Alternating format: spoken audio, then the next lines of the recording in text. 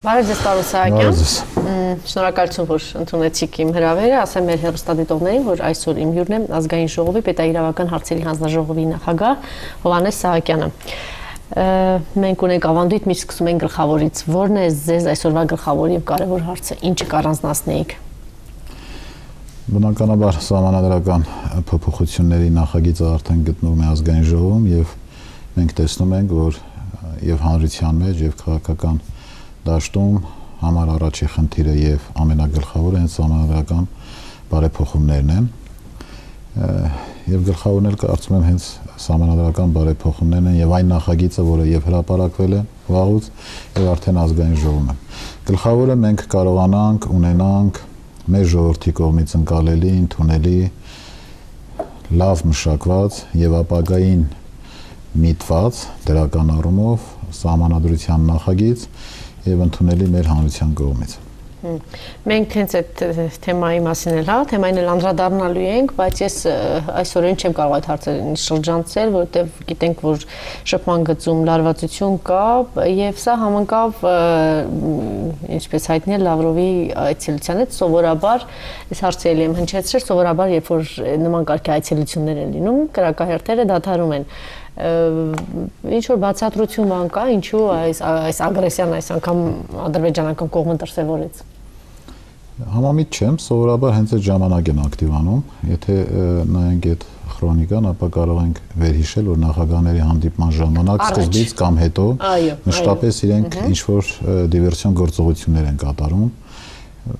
Ես այդ տրամաբանությունը անկեղծ չեմ կարող հասկանալ եւ չեմ կարող բացատրել, բայց եթե մենք փորձում ենք վերհիշել, ապա այդպեսին է։ Միշտ աշնան բերքահավաքի եւ գառնանացանի ժամանակ նրանք փորձում են հասարակշինականի գյուղացու են հանապազորյա հացը վաստակելու հետ կապված որոշակի դժվարություններ առաջացնել, դա էլ եմ դիտարկում եւ չմոռանանք, որ սեպտեմբերի 2-ին նաեւ Արցախի հանրապետության անկախության օրներ եւ տոններ եւ բնականաբար Ադրբեջանը պետք է դա ինչ-որ մի ձև նաեւ հարամաներ, հա, որտեղ իրենք եւ հոգեբանորեն եւ մտքով չեն կարողանում հաշտվել այն գաղափարի հետ, որ Արցախի հանրապետությունը այսօր կայացած պետություն է եւ այն բոլոր գործընթացները, որոնք տեղի են ունենում հենց Արցախում, դրանք միջազգային բոլոր չափանիշներին համահունչ են։ Եվ պետք է նաև ներքին շուկայի, այսպես ասած, որոշակի բացեր ծածկելու համար նաև նմանատիպ անմարդկային գործողությունների դիմեն։ Ինչու անմարդկային, որովհետև եթե թշնամական պետություն է կամ իրավիճակ է սահմանում, ապա կարելի է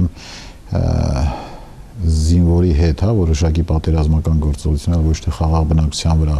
օրը ցերեկով կամ գիշերով տան, հա, վրա փորձել կրակահերթեր բաց թողել եւ որոշել, որ ինչ որ խնդիր են լուծում։ Սա ինձ համար անհասկանալի։ Դե բարձ է դա մի կողմից հանդիպում է տեղի ունենում եւ այդ օրերին է մի քիչ անհասկանալի է։ Ինչու պիտի դրա հետ կապված մի անգամ տեսակետ հայտնել եմ, որ սա ակնհայտ այն դեպքն է, որ մեր միջազգային հանրությունը պետք է հստակ դիրքորոշում հայտնի եւ գնահատական հնչեցնի։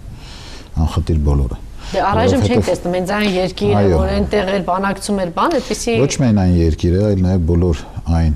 երկրները, պետությունները, միջազգային կառույցները, որոնց անդամակցում է Ադրբեջանի Հանրապետությունը որպես պետություն, եւ որտեղ իրենք ունեն մասնակցություն, պետք է այս դեպքերի հետ կապված հստակ դիրքորոշում հայտնեն, որովհետեւ այստեղ ամեն ինչ պարզ է։ Էլ չկա մի իրավիճակ, որ տեսեք, մենք չենք սկսել, իրենք են սկսել կամ չգիտեմ ինչ որ մի իրավիճակ։ Եվ այն մայրն ու որդին, որը վիրավորվել են, կարծում եմ արդեն իսկ վառապացույց է, որ նրանք որևիցե մի մարդկային, ասենք, բանականության, տրամաբանության հետ իրենց գործողությունները ոչ մի առնչություն չունեն։ Դրա համար մենք ես անձամբ ակնկալում եմ նաև հստակ գնահատական։ Լավ, հիմա տեսեք սահմանադրական բարեփոխումների արդեն այս փուլը սկսվել է, երկրորդ անգամ, հա, արդեն մշակված տարբերակը կա, քննարկումների շրջանը սկսել է, իշխանությունը թվում է հավանաբար դեպս այդպիսի քայլեր անում բաց ազատ քննարկման փուլ, սկսեմ լավ, նրանից թե ինչու հենց հիմա այս գնացիք այս քայլին։ Բա երբ։ Այ օրինակ եթե այդ ինչի հենց հիմա այս բարեփոխումները, ես չեմ ուզում պատասխանել, որովհետև բազմիցս պատասխանել եմ եւ ուզում եմ հակառակ հարց ուղղել, բա երբ։ Ասենք այլ 4-5 տարի առաջ, երբ կամ հետո։ Չէ, ինչի 4-5 տարի առաջ մի փաստարկն է լինելու, այ հիմա դուք անում եք, որովհետև այս իշխանությունը վերարտադրվելու խնդիր չկար, այս գործող սահմանադրությամբ կարող էր շարունակել վերարտադրվել եւ ընտրվել։ Բավականին երկար ժամանակ քաղաքական դաշտում եք որպես կարկառուն եւ բանիմաց լրագրող։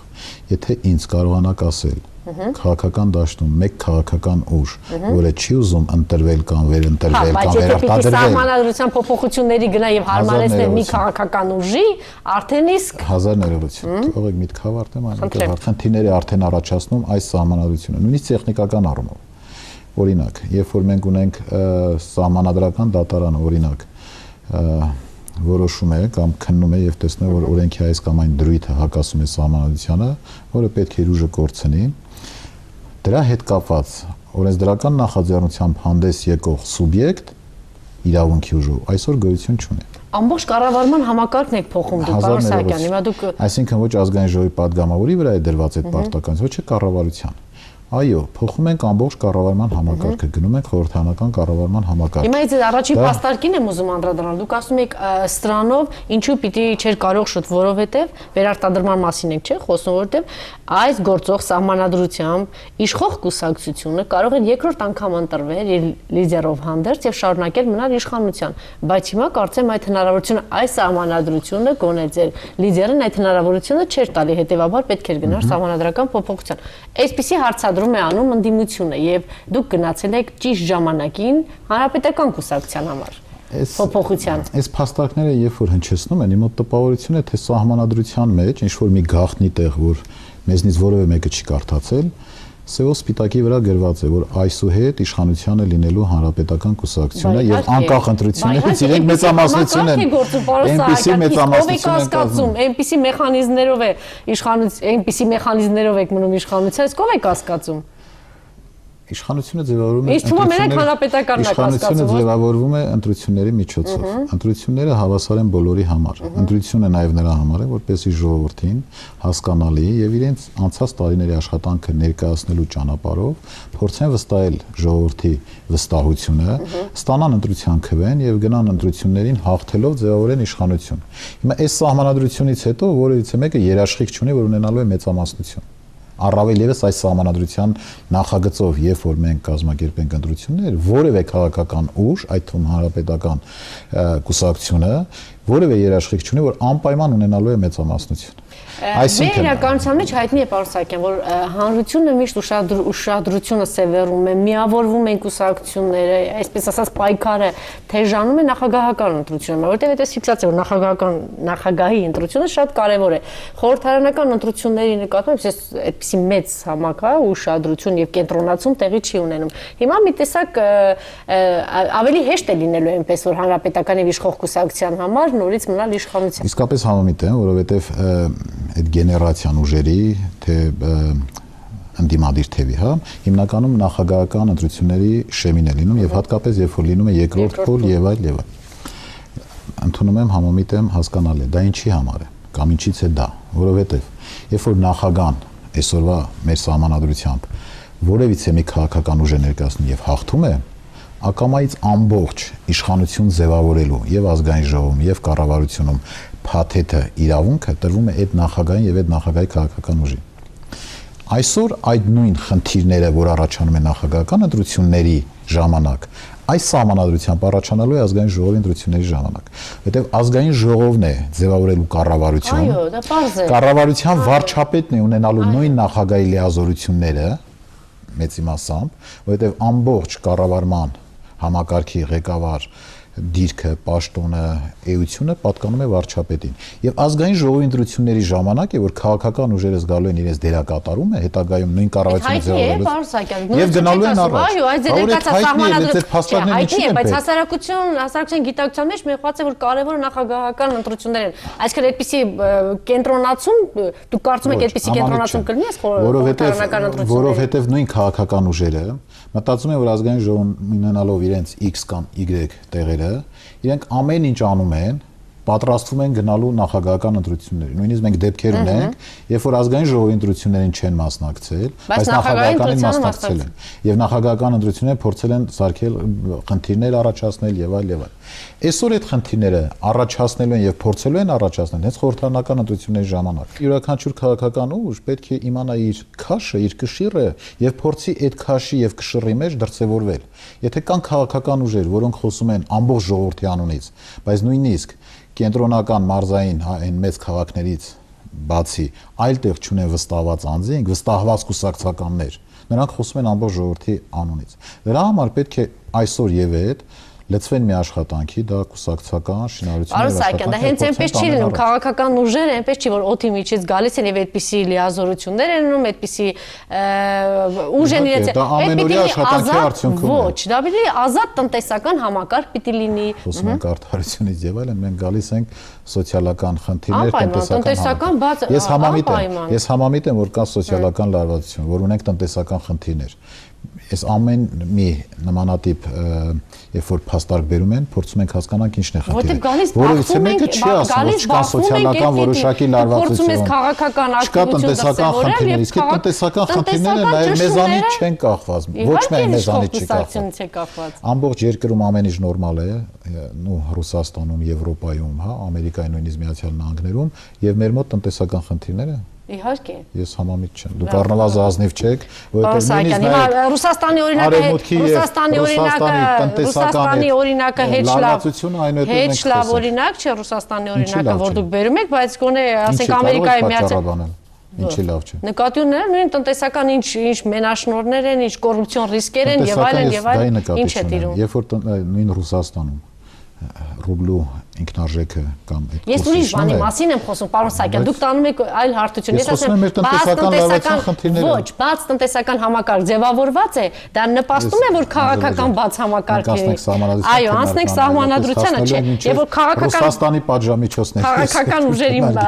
քննադատում եք, ես էլ դրա մասին եմ խոսում։ Լավ, ասում են, եթե ունենալու ենք այսպիսի թույլ նախագահ, այնպիսի բնորոշումներ էլ, չգիտեմ, նախագահին անգործունյա, թակավոր եւ այլն շատ ավելի վատ բաներ են ասում։ Ինչի համար է այս ձևական այս ինստիտուտը ինչի համար է պահում։ Ես չգիտեմ այդ միտքը ով է հնչեցրել, բայց խորհրդարանական կառավարման ձևի պարագայում շեշտում եմ հատուկ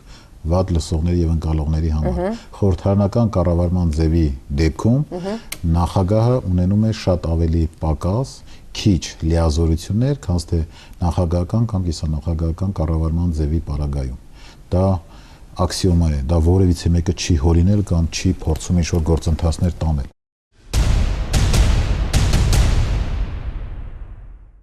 Եթե նախագահն ունենալու է նույն լիազորությունները, բառը ինքնին հուշում է խորհրդարանական կառավարման ձև իմաստը, անունը ինչի համար է։ Խորհրդարանական կառավարման ձև, որ խորհրդարանի միջոցով փորձես կառավարել։ Դերակատարում այս նախագահին չասում, անգամ զավեշտի են վերացում, ասում է թե պիտի քաղաքից դուրս գա, պիտի նախարարի ստորագրությունը, հանրապետությունից դուրս գա նախագահ։ Ընդհանրապես նախագիծը չեն կարդացել։ Նախարարի ստորագրությունը վերաբերում է այն իրավական ակտերին, երբ որ նախագահն է նախաձեռնել, օրինակ այս կամ այն ոլորտին վերաբերող որևիցե մի իրավական ակտ, նախաձեռնել է նախագահը, որպեսզի ազգային ժողովը ընդունի կամ կառավարությունը իր որոշմամբ կամ տվյալ գերատեսչությունը, ապա անպայման դա իրավական ուժ է ստանում, երբ որ տվյալ գերատեսչության ղեկավարը համաստորագրում է, նույն տակը դնում է իր ստորագրությունը, որովհետև այդ ոլորտի պատասխանատուն այդ նախարարն է։ Իսկ եթե չստորագրի, ուժի մեջ չի մտնում։ Ահա, տեսնում եմ։ Որովհետև պատասխանատուն ոլորտի ինքն է։ Իրավունք է ունենալու միանձնյա ընդունելու իրավական ակտեր, որը կարգավորելու այս կամ այն գերատեսչություն, ինքը լինելու է սուպեր նախագահական երկիր։ Ինչ է տալու մեզ այդ նախագահի ինստիտուտը, եթե այդպիսի լիազորություններից զրկված մի մարմին է։ Ինչ է, եթե պարլամենտական է, ինչ է։ Տարբեր երկրներում տարբեր են, կարող է ընդհանրապես չլինել, կարող է լինել։ Այսինքն այսպես ձևական բնույթի հավասարակշռությունը պահպանող, նաև տարբեր մեթոդներով, հիմա ասեմ, դրա համար չեզոք քաղաքական որևէ կուսակցության չպատկանող 7 տարի ժամկետով, ինչի 7 տարի, որովհետև ազգային ժողովրդությունը եւ ինքը իրականացնում է որոշակի ֆունկցիաներ։ Օրինակ, երբ որ կառավարությունը հրաժարական է տալու, ում է ներկայացնելու, ով է ներկայացնելու վարչապետին առաջի ազգային ժողովի ընտրություններից հետո առաջին անգամ, դա մի դերակատարում է ֆունկցիա է, որը պետք է իրականացնի նախագահը եւ ամենախոցելի դրույթն է եւ կետն է խորհրդանական կառավարման ձևի պարագայում, որը ես չեմ կարծում նույնիսկ քննարկման առարկա է։ Այնտեղ կան բազմաթիվ դրույթներ, որոնք օբյեկտիվորեն առաջացնում են այդ ամենաշատ գերագույն գլխավոր հրամանատարի հարցն է, որ պաշտպանության նախարարն է եւ եթե Աստված մի արած է պատերազմական իրավիճակ վարչապետը։ Սա որն քննադատության տեղիք տվեց։ Պատերազմական իրավիճակում զինված ուժերը ղեկավարելը այլ խնդիր է։ Սովորական, հա, առօրյա կյանքում ղեկավարելը եւ տանել առաջ լրիվ այլ խնդիր է։ Զինված ուժերի գերագույն գլխավոր ամենաբարձր զինվորական պաշտոնը պատկանում է գլխավոր շտաբի պետին, որպես զինվորական։ Իսկ քաղաքացիական առումով, քանի որ նախարարը ինքը համարվում է պաշտպանության նախարարին, վարչապետը ինչու է ղեկավարում զինված ուժերը պատերազմի ժամանակ։ Որովհետեւ պատերազմի ժամանակ պետք է մոբիլիզացնես ամբողջ ուժերը։ Պատերազմական իրավիճակում ղեկավարել չի նշանակում գնալ առաջիգից սահման, ասել օրինակ այս պահի դրությամբ մարտավարական ինչ-որ նախագծեր կամ սխեմաներ կազմել եւ բանի զորքի տեղաշարժման օրինակ մարտավարություն հազար ներողություն եւ փորձել ճակատում պատերազմը վարել։ Դա այլ խնդիր է լուծում։ Վարչապետի ձեռքում է կենտրոնացած ամբողջ երկրի ռեսուրսը։ Պատերազմական իրավիճակում ոչ միայն զինվորը պետք է ընդհանրապես կրակի, այլ նաև պետք է զինվորին հաց, ջուր, սնունդ, զինամթերք հասցնես։ Իսկ դա ով կարող է ամենաօպտիմալ անել, երբ որ ամբողջ պետության կառավարման համակարգը, ռեսուրսները, ուժերը գտնվում է վարչապետի ձեռքին։ Այս պարագայում գլխավոր հրամանատարը դառնում է վարչապետը։ Հիմա այս համակարգով գլխավոր հրամանատարը մեր նախագահն է, չէ՞, նախագահի ձեռքում է։ Գերագույն գլխավոր հրամանատարը Հիմա դուք հակափաստարկ եք վերում, ասեք ինչի այս իրավիճակում պիտի լինի շտաբի պետի պաշտպանության նախարար, այն դեպքում պիտի լինի վարչապետի ձեռքում։ Իսկ ինչի խաղաղ պայման։ Զուգահեռներ տանենք, այսօր պատերազմական իրավիճակ է։ Գերագույն գլխավոր հրամանատարը նախագահն է։ Նախագահը հանձնարարել կառավարությանը, ասենք օրինակ, չգիտեմ, գյուղնախարարին հանձնարարել, բանը սննդամթերք, կարտոֆիլ, կաղամ, չգիտեմ, եւ այլ հասցնել ճակատ։ Հանձնարարելու է կառավարությանը, որպեսզի ասենք չգիտեմ, տրանսպորտի նախարարը համապատասխան տրանսպորտային միջոցներով ապահովի, որպեսզի զենք զինամթերքը հասնի ճակատ։ Իսկ այս դեպքում, խորհրդանական կառավարման դեպքում, այդ ամբողջ ռեսուրսը տիրում է եւ տիրապետում է եւ կարող է օգտագործել դե յուրե եւ դե ֆակտո վարչապետը։ Ինքն է տանում է առաջ։ Չի տանում։ Հիմա դուք ասեք միայն պատերազմական իրավիճակում։ Հիմա խաղաղ ժամանակներում դու ես ոլորտը կարգավորող նախարար դրա համար նախարար պատասխանատու։ Բայց գլխավոր հրամանատարը խաղաղ պայմաններում Հայաստանում ով է հիմա։ Գերագույն գլխավոր հրամանատարը ոչ, այդպիսի բան չկա։ Այսպիսի բան կա, երկու կատեգորիա կա, հազար ներողություն, շփոթության մեջ եք։ Այսօրվա սահմանադրության։ Գլխավոր հրամանատարը երկրի նախագահն է։ Չեք լսում։ Նախագծով, այո, գործող սահմանությամբ գերագույն գլխավոր հրամանատարը երկրի նախագահն է։ Ֆիքսված։ Սահմանադրության նախագծով տալիս է զինվորական, այսինքն կոչումների առումով ամենաբարձր պաշտոնյան գլխավոր շտաբի պետն է, հասկանալ լեզվով բացատրեմ, որպեսզի բառախաղի մեջ չմնենք։ Իսկ քաղաքացիական առումով, այսինքն քաղաքականությունը մշակող եւ տանող առաջը նախարարն է, որովհետեւ նախարարի պաշտոնը քաղաքական պաշտոն է։ Նույն բանը անդադ ասում եք, այդ հասկացած։ Մենք էլ չունենք, մենք ունենք միայն զինված օրինակ, ինչի շատ կոնկրետ այդ դերակատարումը դրված չէ վարչապետի վրա եւ խաղաղ պայմաններում եւ պատերազմական բոլոր դեպքերում դրված է վարչապետի վրա, որպեսզի կառավարի այդ զինված ուժերը եւ տանի։ Ոչ, խաղաղ հստակ այնտեղ նշվում է, որ խաղաղ պայմաններում չէ։ Կարող են բերել օրենքով կետերը խաղաղ պայմաններում գլխավոր հրամանատարը պաշտպանության նախարարն է, պատերազմական իրավիճակներում գլխավոր հրամանատարը վարչապետն է։ Ես նորից եմ նշում, որ պատերազմական իրավիճակներում լրիվ այլ իրավիճակ է, խաղաղ պայմաններում լրիվ այլ։ Դե ես էլ այսօրվա օրինակն եմ բերում, դուք նորից ասում եք պարոն Սահակյան։ Դե այսինքն եթե այնտեղ կարող էր աշխատել, այստեղ ինչու չեք տալիս մեկի ձեռքը եւ որն է այդտեղ, անկեղծ ես չեմ հասկանում։ Որ մենք շատ ռեալ եւ կոնկրետ իմանանք, որ սա մեր վարչապետն է, ղեկավարն է, պաշտպանության։ Մեր վարչապետը ղեկավարում է եւ պատերազմի ժամանակ եւ Դե ուրեմն հստակ ընդգծեք եւ խաղաղ պայմաններում եւ պատերազմական մեջ ես կարող եմ ձեզ ցույց տալ, որ հստակ ընդգծված է։ Չէ, մի քիչ առաջ ուրիշ բանի մասին եք ասում։ Լավ, հիմա տեսեք, այս հաշվարկների նախ, այստեղ շատ քննադատության տեղիք տվեց ընտրիչների կողմից, որպեսզի նախագահը ընտրվի, եւ ինչ էր այնտեղ նախագահը ընտրվում է ընտրիչների կողմից, մի մասը կազմում է ազգային ժողովի падգամավորներ են, մյուսը տեղական ինքնակառավարման ներկայացուցիչներ, այս արդեն գնացինք, չգիտեմ ուր հասանք, իրենք պիտի գան եւ նախագահ ընտրեն։ Նախ նշեմ ի սկզբանե Սահմանադրական այս փոփոխությունների նախագիծը, որ ազգային ժողովում է, ինքը անցնելու հետևյալ ճանապարհը։ Հանձնաժողովում, պետայրավական հարցերի մշտական հանձնաժողովը նշանակվել է գլխադասային հանձնաժողով։ Հանձնաժողովի նիստ է գումարվելու, նիստի ընթացքում քննարկվելու է։ Այնուհետև գնալու է լիագումար նիստ քննարկվի եւ այնտեղ կարծում եմ պետք է լինի դադար, որպեսզի բոլոր հնչեցրած առաջարկությունները կարողանա մասնագիտական խումբը հանձնաժողովը եւ նախագահի ներկայացուցիչը, ով զեկուցողն է հարցի ազգային ժողովում, կարողանա նախաձեռնողի հետ, երկրի նախագահի հետ քննարկեն այդ բոլոր մոտեցումները, առաջարկությունները եւ արդեն իսկ ամբողջական տեսքի բերած նախագիծը գա ազգային ժողով եւ քվեարկվի։ Այսինքն ինքը նման չէ սովորական օրենքների առաջին տերցում, երկրորդ եւ այլ եւ այլ։ Այս առումով ես կարծում եմ նաեւ սրա մասին խոսել է հենց երկրի նախագահան, որ դոգմա չէ, փաստաթուղթը եւ վերջնական չէ։ Կապված ընտրիչների հետ, այո, եւ խմբակցություններում եւ մեր խմբակցությունում երբ որ քննարկել ենք, եղել են առաջարկներ, թե ինչպիսի փոփոխություն կլինի, դա փոփոխություններ իրականացնող եւ լիազորություն ունեցողը երկրի նախագահը եւ մասնագիտական հանձնաժողովն է, կքննարկեն եւ կներկայացնեն։ Այս կետը քննարկման փոփոխություն մեր կողմից նույնպես ներկայացվել է առաջարկ։ Լավ, հիմա մի քանի կետեր կա շատ կարեւոր, որովհետեւ մենք ժամանակի մեջ տեղավորվենք, ուզում եմ անպայման հնչեցնել։ Ազգային ժողովը կազմում է առնվազն 101 падգամավորով։ Այս երկու փուլ հասկացողությանը կուզենայի անդրադառնալ, ինչու այդպես որոշվեց, եւ տեսեք, հիմա ինչ են ասում ձեզ քննադատողները, ասենք թե 40 քանի կուսակցություն են, 20-ը մասնակցեցին եւ հնարավոր է, չէ՞ որ ասենք բոլորը հավաքեն 5-1, 5-2, 5 այսպեսի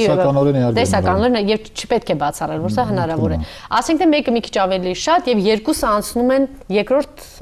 երկրորդ փուլ։ Եվ երկրորդ փուլ անցած հաղթող նախ այդ երկուսը որ անցել են երկրորդ տեղը զբաղեցրածին ոչինչ չի հասնում, միայն մնում է իր ձայներով, ճիշտ է։ Իսկ երկրորդին գումարվում է այն բոլոր ձայները, ինչ որ առաջին փուլում հավաքել են։ Եվ ասենք չի բացառում ունենք 180 падգամավոր։ Տեսականորեն այո, հնարավոր է, բայց պրակտիկորեն, որքանով ես անձամբ փորձել եմ հաշվել տարբեր իրավիճակներում, հաշվի առնելով մինչ օրս ձևավորված խորհրդարանների կազմը, քաղաքական ուժերի առումով եւ падգամավորական տեղերի առումով, ես չեմ կարծում, որ այսօրվա թիվը կարող է պրակտիկորեն հնարավոր է գերազանցել։ Չեմ կարծում։ Մաքսիմում լինի 140 այդ ամենամաքսիմում եւ ամենավատ հաշվարկների դեպքում։ Բայց խնդիրը այստեղ հետեւյալում է, ինչի է տրված նվազագույն շեմը, այսինքն առնվազն 101 падգամավոր եւ փորձում են երկրորդ փուլով կարգավորել նաեւ հետագա ընտրությունները։ Այդ նույն, որ առաջի երկու տեղերը, առավել ձայներ հավաքած առաջի երկու տեղերը գրաված քաղաքական ուժերը անցնեն երկրորդ փուլ եւ մասնակցեն երկրորդ փուլին։ Տեսեք, տարբեր երկրներում տարբեր մոտեցումներ կան։ Հենց այդ երկրորդ փուլ անցած քաղաքական ուժերին հատկացված մանդատները հատկացվում են ի հաշիվ առաջին փուլի ստացած ձայների, նաև մյուս քաղաքական ուժերի։ Մենք փորձել ենք ձեռնպահ մնալ այս մոտեցումից եւ ենթադրենք այսօրվա խորհրդանի օրինակը վերցնենք 6 քաղաքական ուժ։ Եթե կան այն 4-ը հավաքել են 7, 8, 10 ինչ որ տոկոս եւ ունեն կամ ավելի քիչ նվազագույն շեմը հաղթահարել են, իրենք կայուն ունենան իրենց քվեին համապատասխան համամասնորեն падգամավորական մանդատ։ Այսինքն եթե ունեն 10%, ունենան 10 մանդատ։ Բայց բացառեք, որ 10 ուժ այդքան հավաքի, 13 ուժ այդքան հավաքի, ինչ է կանելու այդ ձայների։ Ես գրեթե բացառում եմ, որովհետեւ տեսեք։ Գրեթե բացառելով Գրեթե բացառում եմ, որովհետեւ նախ 10 ուժ կամ 13 ուժ առնվազն 5%-ով պետք է անցնեն բոլորը, որ կարողանան հաղթահարել եւ այդ 4 քաղաքական ուժեր այսօրվա խորհրդանի պարագայում։ Չի բացառում գոնե 7 է, պարոն Սահակյան։ 8-ը լինեն։ Վերցնենք 8 քաղաքական ուժ մասնակցել են, 8-ից 6-ը նվազագույն 5-ը հաղթահարել են եւ առնվազն ունեն մոտավորապես 40 կամ 50 падգամավորական մանդատ։ Եւ երկրորդ փուլ անցել են այն առավել ձայներ հավաքածները։ Եվ այնտեղ մեկը հավաքել է ենթադրենք 47 կամ 48 կամ 50%, մյուսը հավաքել է 35%։ Դու ունենում ես այն թիվը, որ այսօր ունես նույնիսկ դրանից ցածր, 120, մոտավորապես 125 падգամավոր։ Եվ այստեղ խնդիրը դրա մեջ չի, քանի падգամավոր կարող ես ունենալ, արդյոք կունենաս 131, կունենաս 120, թե կունենաս 140։ Խնդիրը այլտեղ է եւ 89-րդ հոդվածի ամբողջ իմաստը կայանում է նրանում, որ որոշակի մեխանիզմներ դնես ձևավորես այդ կայուն մեծամասնությունը։ Կայուն մեծամասնությունը չի նշանակում կայուն մեծամասնություն նվիրված Հայաստանի Հանրապետական կուսակցությանը։ Կայուն մեծամասնություն չի նշանակում նվիրված Բարգավաճ Հայաստան քաղաքական թիմին, Դաշնակցությանը, Օրինաց երկրին, Ժառանգությանը, ՀԱԿ-ին։ Կայուն մեծամասնությունը նշանակում է, որ ազգային ժողովում քաղաքական ուժերը, որը պետք է առնվազն այսօրվա հաշվարկներով, հա, գրեթե չի թույլ տալիս երկու քաղաքական ուժ միավորվեն, որ կարողանան ունենան այդ մեծամասնությունը, ունենան մեծամասնություն եւ ձևավորեն կառավարություն։ Այսինքն սա նշանակում է մեն իշխանություն եւ հակակշիռների մեխանիզմը դուք այնպես եք բանեցել, որ եւ ազգային ժողովում դուք եք եւ այնտեղ դուք եք, ինչը ոչ, պարոն Սահակյան։ Հենց ճիշտ հակառակը։ Սա նշանակում է, որ որևէ քաղաքական ուժ եւ ազգային համակարգի մասին է խոսում, պարոն Սահակյան։ Այդպիսի որևէ դրույթ չկա։ Մեծամասնությունը դուք կազմում, ազգային ժողովում դուք կազմում եք մեծամասնություն։ Ղեկավարը, ազգային ժողովի ղեկավարը դուք եք, կառավարություն։ Չէ, ով է ասում։ Ասենք դուք չէ լավ, Տիգրան Կարապետյանի կուսակցությունը։ Տիգրան Կարապետյանի կուսակցությունը ով է ասում։ Ընտրությունների արդյունքում Ընտրությունների արդյունքում երկրորդ փուլում գումարվում է այդ մեծամասնությանը առաջին փուլի։ Բայց այո, երկրորդ փուլի ընթացքում, երբ որ դուք ձեր հաղորդման սկզբում հենց շեշտեցիք, որ նախագահական ընտրությունների ժամանակ եւ հատկապես երկրորդ փուլում է, որ այսպես ամբողջ ժողովուրդը նախագահականի մասին էր խոսքը։ Սա նույնն է, գրեթե նույն ընտրություններն են լինելու։ Նույնն է, բայց ասում գիտակցության դեր չկա։ Առանց տարբերության լինելու են նույն ընտրությունները։ Եվ ով է բացառում, որ երկրորդ փուլ գնալու դեպքում ընտրությունների ժամանակ ամբողջ ընդդիմադիր դաշտը չի համախմբվելու եւ ընդդիմությունն է հենց ունենալու այդ մեծամասնությունը կայուն եւ ընդդիմությունը ձևավորելու կառավարությունը։ Ընդդիմությունը, այսինքն ոչ մեկ չի խոսում դրա մասին, ինչու հանրապետ, չնայած այս պարագայում ճիշտ է ասել ինչու հանրապետականը, անգամ եթե իրենք այնտեղ մի ուրիշ անկեղծ ասած ինչի է կապված ձեր հանրապետականի հանդեպ մեծ սիրուց պարոն Սահակյան, ինչը դուք հո լավ գիտեք դուք, ոչ թե հանրապետականի մասին է խոսքը, ցանկացած ուժ, եթե գալիս է այնտեղ իրենք են, կառավարությունում իրենք են, ազգային ժողովում իրենք են, եղավ ինչ ստացվեց։ Այն խնդիրները, որոնք կարգավորման են ընտրական օրենսգրքի միջոցով։ Ընդհանրապես այստեղ լուծվել է շատ կարևորագույն 2 կամ 3 խնդիր։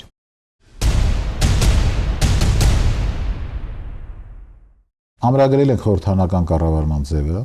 100% համամասնական ընտրակարգը, քաղաքական ուժ։ Եթե սահմանադրական օրենքները, հազար ներողություն, սահմանադրական օրենքները, ազգային ժողովի կանոնակարգ օրենք, ընտրական օրենսգիրք, մարդու իրավունքների պաշտպանի մասին օրենքը եւ մի շարք կուսակցությունների մասին օրենքը, հանրահավաքների ազատության մասին օրենքը։ Պարոն Սահակյան, հիմա դուք երկրորդ փուլում այդ բոլոր օրենքները, սահմանադրական օրենքները ընդունվում են 3/5-ով։ Դու եթե ունենաս նույնիսկ քաղաքական մեծամասնություն, դու այս օրենքները ընդունել ես որակյալ մեծամասնությամբ։ Այսինքն առնվազն դիմադիր դաշտում գործող 1-2 քաղաքական ուժի հետ նստելու ես օրերով, գիշերներով համոզել, կամ իրենք քեզ համոզեն, որպեսզի կան քվեարկեն եւ անցնի այդ օրենքները։ Ինչի՞ եթե մեծամասնություն ունեցար։ Մեծամասնություն քաղաքական, ես ասում եմ որակյալ մեծամասնության 3/5-ով, որը ես գրեթե բացառում եմ, ոչ թե գրեթե, անհնար է պրակտիկորեն։ Այսինքն դու առնվազն մոտավորապես 10 սկզբունքային օրենքների հետ կապված դու գնալու ես ընդդիմության դուռը, նստելու ես եւ իր հետ քննարկելու ես եւ հաշվի ես նստելու իր հետ, լինելով քաղաքական մեծամասնություն։ Ասենք ունենք 53 падգամավոր։ Մենք վերցնում ենք 100-ը բաժանում ենք 5-ի եւ դրա առնվազն 3 մասով, այսինքն 60-ը պետք է ներկա լինեն։ 60-ը պետք է քվեարկեն ընտրական օրենսգրքին, ազգային ժողովի կանոնակարգ օրենքին։ Սրանք այն օրենքներն են, որոնք վերաբերում են մարդու իրավունքներին հիմնական առումով։ Եվ այն օրենքներն են, որոնք կարգավորում են մի շարք այլ համակարգային դրույթներ, ազգային ժողովի կանոնակարգ օրենքը, ամբողջ ազգային ժողովի գործունեությունը, ընտրական օրենսգիրքը, ամբողջ ընտրական գործընթացը։ Եթե դու նույնիսկ ունես 53 ձայն, այդտեղ պետք է առնվազն 60 ձայն։ Իսկ այդ 60 ձայնը ապահովելու համար դու պետք է գնաս մի փոքր թվականակ, հա, ասենք падգամավորներ ունեցող քաղաքական ուժի ընդդիմադիր թևը ներկայացնող համոզես իր ներկայացրած առաջարկները ընդունես որոշ մասով դու էլ իրեն համոզես, որպեսզի գա եւ քվեարկի։ Ինչու է երկրորդ փուլում էմսի մեխանիզմ, երկրորդ փուլում եթե դու հաղթում ես, գումարվում է նաեւ այն ձայները հաղթած կուսակցությանը։ Այսինքն առաջին փուլի հավաքած այդ մնացած ձայները գումարվում է, ինչքան որ հավաքում է երկրորդ փուլում։ Առաջին փուլում հավաքեցիք X ձայներ, 5 կամ 6 կամ 7 քաղաքական ուժ, այն քաղաքական ուժերը, որոնք չեն մասնակցում երկրորդ փուլին, դրանք ոչ, դրանք ունեն իրենց կայուն մանդատը։ Դու գնում ես նոր ընտրության քո երկրորդ տեղը գրաված այս քաղաքական ուժի հետ, որոնց կարող են միանալ նաև մյուս падգամները, քաղաքական ուժերը։ Իրենց ցանկությամբ։ Պարտվածները թե հաղթածները, շեմը անցածները թե շեմը չան։ Շեմը անցածների հետ, երկու առավել ձայներ հավաքած քաղաքական ուժերի հետ կարող են նախընտրական դաշինք կազմել նաև ասենք 5% հաղթահարած որևէ քաղաքական ուժ եւ ստանա ավելի շատ մանդատներ։ Հարցս ուրիշ է, ասում եմ, եթե երկրորդ փուլում ձեր բարձրացած խնդիրները, որոնք իսկապես մտահոգության տեղիք են տալիս, իսկապես նաև ժողովրդի մոտ, նաև մեր քաղաքական որոշ ուժերի մոտ ոչ թե ընկալելու, այլ հասկանալու եւ առաջ տանելու խնդիր կա, որովհետեւ տեսեք, ընտրական օրենսգիրքը դեռևս չկա, դու ընդհանրապես տվելես հիմնական գաղափարը։ Դրա համար շփոթ է առաջացնում։ Բա ինչպես է ձևավորվելու, ինչպես է կարգավորվելու, ինչ մեխանիզմներով, ընտրացուցակները ինչպես են լինելու, ռեյտինգային են լինելու թե ոչ։ Սրանք հարցեր են, որոնք ամբողջը կարգավորելու հենց ընտրական օրենսգրքով։ Եթե հանրակրվեի արդյունքում ընդունվի այս սահմանադրության փոփոխությունների նախագիծը, մենք անմիջապես ամբողջ ընտրական օրենսգիրքը աշխատելու առումով ամբողջ ազգային ժողովը իր քաղաքական բոլոր ուժերի ներկայությամբ եւ գույների ներկայացնում։ Մյուս քննադատությունը, որ չկա նույն հաղթող կուսակցության մեջ, ով որ մեծամասնություն կկազմի, չկա վերահսկողության մեխանիզմ։ Ցանկացած պահի падգամավորը կարող է օրինակ սաբոտաժ անել, չքվեարկել, չմասնակցել։ Սահմանադրությամբ ամրագրված է, որ ազգային ժողովի падգամավորը ազատ է իր գործունեության առումով, այսինքն առաջնորդվում է իր խղճով։ Նույն մարդիկ քննադատում էին, երբ որ ազգային ժողովի կանոնակարգ օրենքում դրույթ են մտցրել, որ խմբակցությունից չեն կարող դուրս գալ падգամավորները, բացառությամբ առաջին 3 տեղերի ցուցակի, որովհետև ժողովուրդը այդ 3 տեղերին անձամբ տեսել է, ճանաչել է եւ քվեարկել է։ Մյուսները չեն կարող դուրս գալ։ Այդ դա կուսակցական կամ չգիտեմ ինչ է, բռնապետություն է, ներքին ժողովրդավարություն չկա եւ այլ եւ այլ։ Խմբակցությունները ձևավորվում են նախընտրական այս ցուցակների, դաշինքների արդյունքում, կուսակցությունները ովքեր անցել են ընտրությունների փուլով, այնտեղ ձևավորվում են խմբակցություն։ Նոր խմբակցություններ չեն կարող ձևավորել, բայց խմբակցության մեջ падգամավորի գործունեությունը քվեարկելը, չգիտեմ, չհամաձայնելը եւ այլն, դա ընդհանրապես կուսակցական ներքին կարգապահության խնդիր է, որ այդ կուսակցությունը կարող է որոշում կայացնել, հեռացնել իր շարքերից այդ падգամավորին եւ դառնալ, ասենք, նոր մեկ ուրիշ ինչ որ падգամավոր։ Ոչ կուսակցական այդ խմբակցության մեջ ազատ քվեարկի եւ որոշակի լավ, սահմանադրական դատարանի անդամները միջև կարող են 65 տարեկաններ շեմ, հիմա դարձել է 70, ինչու։ Տարբեր մոտեցումներ այդտեղ եւ եթե նկատեք նաեւ նստակեցության ցենզ է մտցվել տարբեր առումներով, նույն կառավարության անդամների, նույն վարչապետի համար, հա, որ պետք է օրինակ 5 տարի Չնայած քանի հակասահմանադրական այդպիսի էս գործողումներ կա, բայց տեսեք քանի պաշտոնյա ունենք, որ այդ շեմն տարիքային անցել է եւ շարունակում է մնալ։ Նշեցի ոչ թե տարիքային, այլ նստակեցության, այսինքն պետք է լինեն միայն Հայաստանի Հանրապետության քաղաքացի եւ պետք է առնվազն վերջին 5 տարում, մեկ այլ դեպքում 7 տարի իրենք անպայման լինեն ապրեն եւ լինեն Հայաստանի Հանրապետության քաղաքացի։ Սա միտված է նրան, որպեսզի նաև մեր այն բարձրաստիճան պաշտոնյաները, ովքեր հավակնում են կամ կարող են ունենալ նման պաշտոնում, ապրեն երկրում կամ այդ վերջի 5 տարին, 7 տարին ապրեն մեր երկրում, իմանան մեր երկրի առօրյա անդարդ ու ցավը խնդիրները։ Չէ, ասում են աշխատանքային օրենսգրքի դեմ է, որովհետև աշխատանքային օրենսգրքը 65 տարեկան է, այսինքն հաշվի չեն առել սա եւ այստեղ ինչ որ մարդ եթե դու այնտեղ ես աշխատում, ուրեմն կարող ես ավելի առողջ ու առողջ լինել։ Գիտես, մոտեցում է կարելի է քննարկել, բայց սահմանադրական դատարանի եւ գործառույթները եւ ընդհանուր գաղափարը հաշվի առնելով նաեւ այն ակսակալի առումով կարելի է կարծես թե այս սահմանադրությամբ լիազորություններն ավելի աշխատանքը ավելի մեծացել է, լիազորություններն ավելի շատ են։ Լավ, առաջին փուլում կուսակցությունները չեն ներկայացնում, ով է լինելու օրինակ իրենց վարչապետը կուսակցության կազմում, հա, բայց երկրորդ փուլում ինչու չկա սա առաջին փուլի նույնպես մոտեցում է, նույնպես քննարկման առարկա է դարձել։ Որտեղ եթե դուք հավակնում եք, հա, դա մի խորհրդարանական ինչու։ Եթե երկրորդ փուլում դու արդեն իսկ ներկայացնում ես թե ով է քո վարչապետը եւ ինչ կազմով ես գնալու, ապա նաեւ ճիշտ կլինի երբ որ նաև ներկայացվի առաջին փուլում, որպեսզի ժողովուրդը տեսնի, թե ով է քո տեխնացուն եւ ումով ես գնալու ընտրությունների։ Հա։ Այսինքն էլի քննարկման։ Սա նույնպես քննարկման առարկա է դարձել, մոտեցում է, որը ոչ միայն մեր քաղաքական թիմի որոշ ներկայացուցիչների կամ պատգամավորների կողմից է բարձրացվել, ես վստահ եմ նաև քաղաքական ուժերի կողմից է բարձրացվել, որը կարող է նաև բերի նրան, որ ավելի հրապարակային լինես եւ գնաս ավելի թափանցիկ։ Լավ, ձեզ քննադատողները երբ որ հրապարակվեց, ասեցին սա հարմարեցված է մի անձի եւ կուսակցության եւ այս սահմանադրությամբ այդ կետերին, որ մենք անդրադարձանք, տեսեք, արտակարգ իրավիճակներում ով է գերագույն հրամանատարը, ինչ ազդեցություն ազգային ժողովի կառավարության վրա, կառավարություն ազգային ժողովի, այնտեղ ասենք ինչ որ իմաստով ձևական նախագահ, այս ամեն ինչ հարմարեցված է մի կուսակցության եւ ձեր են հայտարարությունը, որ կարամել որ այսուհետ անցնելու է Մելիք Ադամյանով, հաստատվում է, որ ունենալու է կուսակցության լիդեր, դուք էլ հայտարարեցիք, որ ձեր կուսակցության լիդերը չի պատրաստվում այնտեղ եւ այնտեղ լինի, եւ կուսակցության լիդերը այնպիսի սահմանադրություն է ստեղծած, որտեղ պահպանվում է հակակշիռների մեխանիզմը, այսինքն ազգային ժողովի կառավարություն, տեսեք, անգամ վարչապետին էլ խաղաղ պայմաններում չի տրվում այդ լիազորությունը, այսպես հակակշիռների մեխանիզմ պահելով փորձ է արվելու իշխանությունը պահել իրենց ձեռքում եւ շարունակել, բայց այստեղ վտանգավոր բան են տեսնում հանկարծ ու մի արածե կուսակցության լիդերի հետ ինչ որ բան է տեղի ունենում, երկիրը ինչ իրավիճակում կարող է հայտնվել, արտակարգ իրավիճակներում ինչ խնդիրների առաջ կարող է կանգնել երկիրը։ Նախ ռազմական դրության մասին է ձեր խոսքը, նմանատիպ որևէ իրավիճակ չկա։ Բազմիցս քննարկել ենք, նորից նշեմ եւ շեշտեմ։ Գիտեք, երբ որ մարդիկ թույլ փաստարկված է իրենց խոսքը։ Փորձում են տանել, որ լիդերը, այսինքն լիդերը թույլատրել, լիդերը հրաժարվել։ Խոսում են լիդերի, ասենք, որ այնպես անում, որ կան վարչապետ։ Այնուհետև ոչ, վարչապետ չէ, կգա ազգային ժողով, ազգային ժողով վարչապետ։ Խորհրդանական կառավարման ձևի պարագայում այլ ձև չկա եւ այլ պաշտոնյա գոյություն չունի։ Ազգային ժողովի ընտրությունների արդյունքում ձևավորվում է ազգային ժողովի պատգամավորների թվի մեծամասնության այսպես վստահությունը վայելող անձը դառնում է կառավարություն, կառավարությունը իշխանությունը ում ձեռքում է եւ արտակարգ իրավիճակներում հստակ կառավարության լիդերի հետ ինչ որ մի բան է տեղի ունենում, Կուսակցություն ինչ կապ ունի այդտեղ։ Հստակ ամբողջ իշխանությունը 90%-ով պատկանում է կառավարման առումով վարչապետին կառավարությանը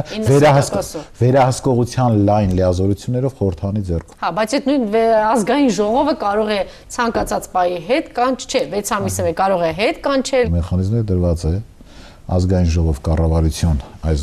համագործակցության մեջ, ազգային ժողով ընտրելով կառավարությանը վերահսկողության մեխանիզմները դրված է կառավարության մեջ, կառավարությանը դրված է լիազորություններ իր իրավասությունների շրջանակներում կառավարման ոլորտում եւ պետական մարմինների կառավարման ոլորտում, որպեսզի լիարժեք կարողանա կառավարել եւ լիարժեք պատասխանատու լինել ազգային ժողովում, ով ձևավորել այդ կառավարությանը։ Եթե այս թիմը կլինի ոչ հաջողված, ապա ազգային ժողով գալուց նա չի ունենա այդ վստահության կլեն եւ թող լինի նոր ընտրություններ, նոր ազգային ժողով։ Մեծ հաշվով այսօր էլ այդպիսի մեխանիզմ էր գործում, բայց այն վճռորոշ կարևոր բաներում կար նախագահ, որ ասենք այդ վճռական պահերի բան։ Մենք հիմա այդ ինստիտուտը հանել ենք եւ այս նույն հակակշիռների մեխանիզմը պահում ենք, չունենալով, այսինքն այ մեկը որ պետք է ես չեմ կարծում այսօր այն սահմանադրությունը, որը ազգային ժողովը այդ պայքարի մեջ, չգիտեմ, կարևոր պահերի իրավիճակներ կարող է ստեղծել։ Իհարկե նման իրավիճակներում կար նախագահի ձայնը, Ինչպես օրենքները, այնպես էլ սահմանադրությունը ինքը կենթանի օրգանիզմ է եւ իրեն պետք է նաեւ գործողության մեջ տաս իր գնահատականը։ Աստված մի արածցե կամ ես չէի ցանկանա, որ գործողության մեջ մենք ունենանք որոշակի խնդիրներ։ Պարոն Սահակյան, ուղղակի մենք այնպիսի երկիր ենք, պարոն Սահակյան, ոչ թե պիտի ասենք մի հատ գործի եւ հասկանանք, մենք այնպիսի վտանգավոր սահմանագծում ենք, որ այս վտանգները պիտի ավելի շուտ հաշվի։ Ես չասեցի, որ գործի նոր հասկանանք։ Ես նշեցի ինքը կենթանի օրգանիզմ է։ Գործողության մեջ բացերը եւ դրական կողմը շատ ավելի ցայտուն է։ Հանկարծ բան անդառնալի չլինի։ Հազար ներողություն։ Այն մեխանիզմները, որոնք դրված են իմ պատկերացմամբ եւ այսօրվա դրությամբ, երբ որ համադրում ես, ունեմ առնվազն վստահություն, որ ամեն ինչ նորմալ կա։ Լավ, քանի որ արդեն ավարտում է ազգային ժողովի նախագահի հետ կապված, հա, որ հետկանշման մեխանիզմ մշակված չի, սա քննարկման թեմա է, թե այսինքն վարչապետի համար կա, բայց ազգային ժողովի համար ոչ։ Քննարկման թեմա է, ես խնդիրները նույնպես որպես այդպեսին բարձրացվել եւ քննարկվել է, բայց լուծումները, տարբերակները կմնա այսպես թե կփոխվի, դա թողնենք եւ մասնագիտական հանձնաժողովի, այսպես ասած, որոշմանը, այնուհետև նաև նախաձեռնող այս բարեփոխումները նախաձեռնող այդ քննարկման վերջնական արդյունքը։ Լավ, քանի որ քննարկման փուլում է,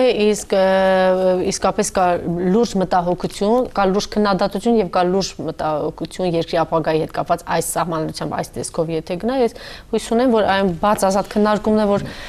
իշխող կուսակցությունը սկսել է կշարունակի, որովհետեւ այստեղ կուսակցության հարց չէ, արդեն այստեղ հստակ է երկրի հարցն է։ Ես վստահ եմ եւ հավատացած եմ, դրա մասին է վկայում նաեւ այն լայնածավալ քննարկումները, որ տեղ ունեցավ ազգային ժողովում, նաեւ լսումների արդյունքում, եւ ամեն ինչ կարծում եմ նաեւ ժողովրդի շահագրգռվածությունը այնքան մեծ է եւ հասարակական կազմակերպությունների, որ ցանկացած միտք, որ հնչեցվում է, դա դառնում է հետագայում քննարկման առարկա։ Ես վստահ եմ, որ վերջնական տեքստը կլինի հենց այն ամբողջությունը, որը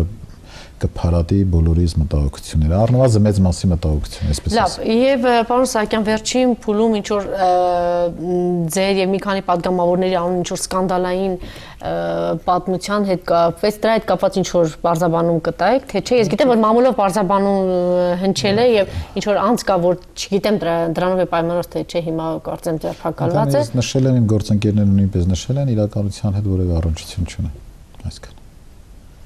Փակված է այդ թեման, այսինքն եւ այդ հրապարակումները սկանդալային, սա հանրապետական կուսակցության անդամները հայտնվել են սկանդալի մեջ, դա իրականության հետ որևէ առնչություն չունի։ Լավ, շնորհակալություն։ Ձեզանից ենք շնորհակալ։ Հետաքրքրությամբ շնորհակալություն։